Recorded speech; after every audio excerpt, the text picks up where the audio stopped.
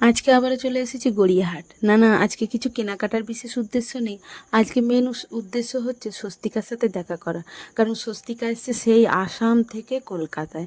তো তার জন্য ওর সঙ্গে তো অবশ্য দেখা করতেই হবে। এত দূর থেকে যখন কলকাতায় এসেছে, একটা না দেখা করলে না। তাই আমি ওকে জোর করে বললাম, তুমি গড়িয়াহাট অবশ্যই এসো, তোমার সাথে আমি দেখা করব। তো স্বস্তিকা প্রায় গড়িয়াহাট চলে এসেছে। আর যেহেতু সামনে নববর্ষ, তাই জন্য চারিদিকে চৈত্র সেল শুরু হয়ে গিয়েছে। এখন সবাই জোর কদমে কেনাকাটাও শুরু করে দিয়েছে। আর এই যে ফাইনালি স্বস্তিকা আমার জন্য ওয়েট করছিল, ওর সাথে দেখা হয়ে গেল। তো স্বস্তিকার সঙ্গে আমার আলাপ সেই প্রভারানী থেকে। আর প্রভারানীতে বিশেষ কিছু কাজের জন্য ও এসেছে। তো তাই জন্য কলকাতায় এসেছে। তা আমি বললাম তাহলে অবশ্যই আমার সঙ্গে দেখা করুন।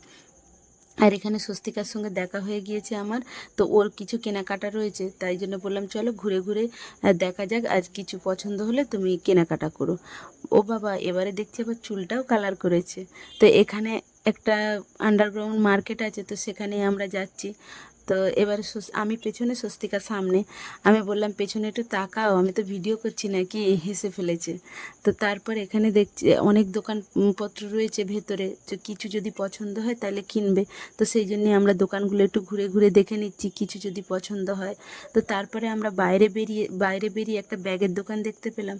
এখানে স্বস্তিকার একটা ব্যাগ পছন্দ হয়ে গিয়েছে। আর স্বস্তিকা বলছে এই ব্যাগটা নেবে। তো এখানে এই ব্যাগটা 250-তে ওরা দিতে রাজি হলো। তো ব্যাগটাও বেশ সুন্দর। আর এখানে অনেকগুলো দোকান আছে, পুতুলগুলোও বেশ সুন্দর লাগছে।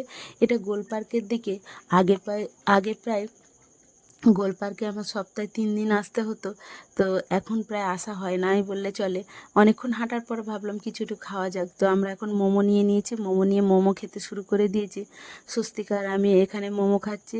আর ওর বোন, ওর বৌদিও রয়েছে, এসেছে আমাদের সাথে।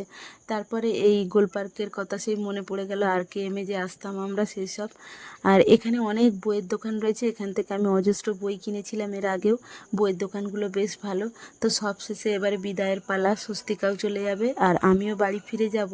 তো তাই জন্যে শেষ দেখা আবার কবে দেখা হবে তাই জানি না, তাই সেগুলোই বলছিলাম।